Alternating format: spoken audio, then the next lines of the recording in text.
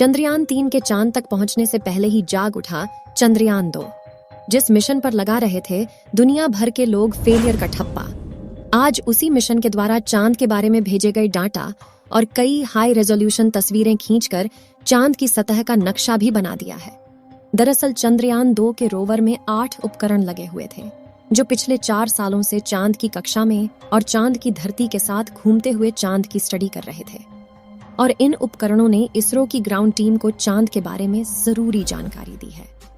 इस जानकारी की बात करें तो चंद्रयान 2 के ऑर्बिटर ने चांद की कई हाई रेजोल्यूशन तस्वीरें खींचकर चांद की सतह का नक्शा बना लिया है। साथ ही इसने चांद के दक्षिणी ध्रुव में सतह पर बड़े बड़े पत्थरों और गड्ढों की भी पहचान कर ली है, जिससे इसरो के वैज्ञानिकों को चंद्रयान 3 के लैंडर को लैंड करवाने के लिए सही लोकेशन चुनने में काफी मदद मिली है। दूसरी सबसे बड़ी खबर और खोज की बात करें तो चंद्रयान 2 के रोवर और भीतर में लगे एक्स-रे स्पेक्ट्रोमीटर उपकरण ने चांद की सतह पर क्रोमियम, मैग्नीज और सोडियम जैसे मूल्यवान खनिज होने की खोज की है। इसके अलावा चंद्रयान 2 के ऑर्बिटर से मिली रिपोर्ट के मुताबिक चांद के दक्षिणी ध्रुव पर हाइड्रोजन, अमोनिया, मीथेन, मरकरी और सिल्वा जैसे मूल्यवान संसाधनों का खजाना मौजूद हो सकता है और चंद्रयान 3 की लैंडिंग के बाद इसका प्रज्ञान रोवर इन संसाधनों की खोज करने निकलेगा। साथियों, चंद्रयान 2 के ऑर्बिटर पर एक्स-रे मॉनिटर लगा हुआ है जो पिछले 4 सालों से चांद के साथ साथ सूरज की भी स्टडी कर रहा है और इसने सूर्य के 4 माइक्रो प्लेयर्स को स्टडी किया है। साथ ही अब यह इस बात का भी पता लगा रहा है कि जब सूर्य की ऊपरी सतह फोटोस्फियर का टेम्परेचर सिर्फ 5500 डिग्री सेल्सियस है तो फिर सूर्य के वातावरण का ऊपरी हिस्सा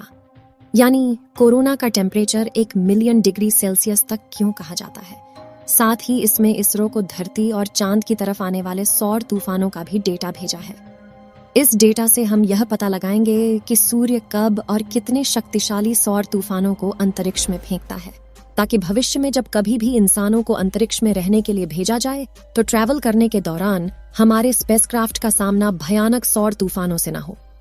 दोस्तों, चंद्रयान 2 द्वारा की गई बाकी खोज के बारे में बात करें तो इसके ऑर्बिटर ने चंद्रयान 1 की खोज पर भी 100% सही होने का ठप्पा लगा दिया है। जहां साल 2008 में लॉन्च हुए इसरो के पहले मून मिशन चंद्रयान 1 ने चांद पर बर्फ के रूप में जमे हुए पानी की खोज की थी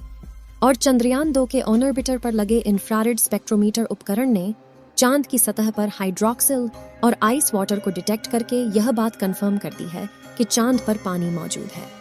वहीं चंद्रयान 2 के ऑर्बिटर पर dual frequency radio science experiment नाम का उपकरण भी लगा है जो चांद के वातावरण की स्टडी कर रहा है। वैसे तो चांद को बिना वायु के वातावरण वाला माना जाता है, लेकिन वहां पर बहुत पतला वातावरण मौजूद है और चंद्रयान के इंस्ट्रूमेंट ने चांद के आयन मंडल की स्टडी करके बताया है कि चांद के वातावरण का यह हिस्सा पृथ्वी के आयन मंडल से लगभग 1 मिलियन गुना पतला है। आसान शब्दों में बताएं तो किसी भी ग्रह या उपग्रह में आयन मंडल वातावरण का वह हिस्सा होता है जहां वातावरण खत्म होकर अंतरिक्ष के वैक्यूम की शुरुआत होती है। यानी किसी भी ग्रह या उस ग्रह के वातावरण में एंट्री और एग्जिट करने के लिए उसके आयनों के बारे में सटीक जानकारी होना काफी जरूरी है। इसके अलावा चंद्रयान 2 का ऑर्बिटर चांद की सतह के गड्ढों की जांच करने में लगा हुआ है और 2019 में इसके मिशन की अवधि 7 साल तय की गई थी और यह कम से कम अगले 3 सालों तक चांद की परिक्रमा करते हुए इसरो की ग्राउंड टीम को चंद्रमा के बारे में डेटा भेजता रहेगा।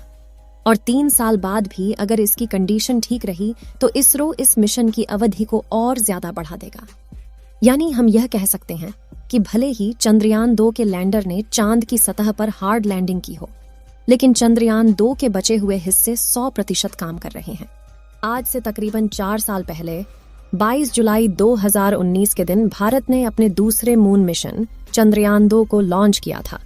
और अपने 48 दिनों के लंबे सफर के बाद 7 सितंबर 2019 के दिन चंद्रयान 2 का विक्रम लैंडर चांद की धरती पर लैंडिंग करने के लिए आगे बढ़ रहा था।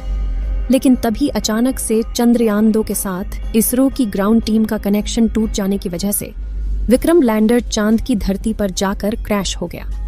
जिससे पूरे भारत में दुख का माहौल छा गया था और दुनिया भर के लोगों को यह लगा था कि चंद्रयान 2 मिशन फेल हो गया।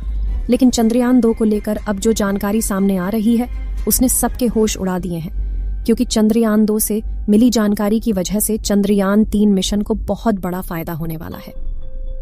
दोस्तों, पिछली बार चंद्रयान 2 मिशन के दौरान जब स्पेसक्राफ्ट का विक्रम लैंडर चांद की सतह को धीरे धीरे छूने में यानी सॉफ्ट लैंडिंग करने में नाकामयाब हो चुका था, तब दुनिया भर की कई स्पेस एजेंसी ने इस मिशन को फेलियर करार दे दिया था। लेकिन इसरो ने बताया था कि चंदा मामा पर पहुंचने के लिए हमारे मिशन का मुख्य लक्ष्य सिर्फ चांद पर लैंडिंग करना ही नहीं था,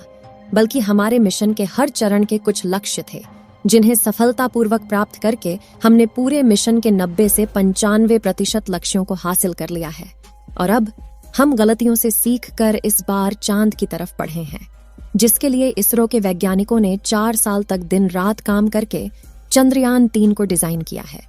जिसके लैंडर में वो सभी जरूरी बदलाव किए गए जिनकी वजह से चंद्रयान 2 का लैंडर चांद की धरती पर सुरक्षित उतरने में कामयाब नहीं हो पाया था और 14 जुलाई 2023 के दिन चंद्रयान 3 को लॉन्च कर दिया गया। इस नए मून मिशन के अपडेट्स की बात करें तो इस वक्त चंद्रयान 3 अंडाकार मार्ग यानी इलेक्ट्रिकल रूप में पृथ्वी का चक्कर लगाते हुए धरती से दूर और चांद के करीब पहुंचता जा रहा है। और इसरो की ग्राउंड टीम के सभी और भी ट्रेनिंग के लिए न्यूज को सही तरीके से परफॉर्म कर रही है। फिलहाल यह मिशन बिल्कुल प्लान के मुताबिक चल रहा है और सब कुछ सही रहा तो जल्द ही चंद्रयान 3 चांद की तरफ बढ़ेगा और 5 अगस्त के दिन लूनर ऑर्बिटर फिनसर्व यानी चांद की कक्षा में प्रवेश करने की प्रक्रिया शुरू होगी और 23 अगस्त के दिन चंद्रयान 3 का विक्रम लैंडर चांद की सतह पर लैंडिंग करेगा, जिसके बाद चंद्रयान 3 का प्रज्ञान रोवर चांद की सतह पर 14 दिन का सफर करके इसके दक्षिणी ध्रुव के बड़े बड़े गड्ढों की तलाशी लेने वाला है। आपको बता दें कि चांद के दक्षिणी ध्रुव में एक सेंटर में 100 से लेकर 2500 किलोमीटर तक बड़े बड़े गड्ढे मौजूद हैं,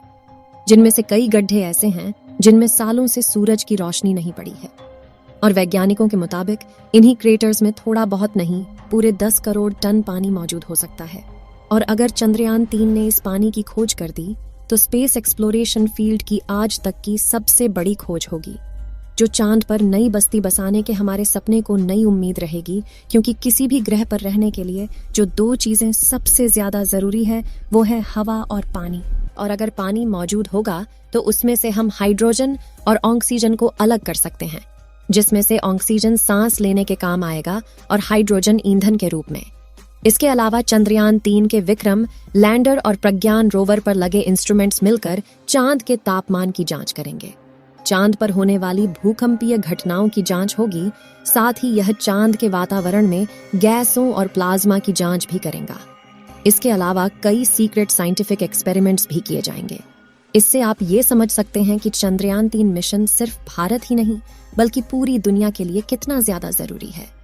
तो दोस्तों, अगर आप भी हमारी तरह यही चाहते हैं कि चंद्रयान 3 मिशन सफल हो जाए तो कमेंट बॉक्स में साथ मिलकर इस मिशन की कामयाबी के लिए दुआएं करते रहें।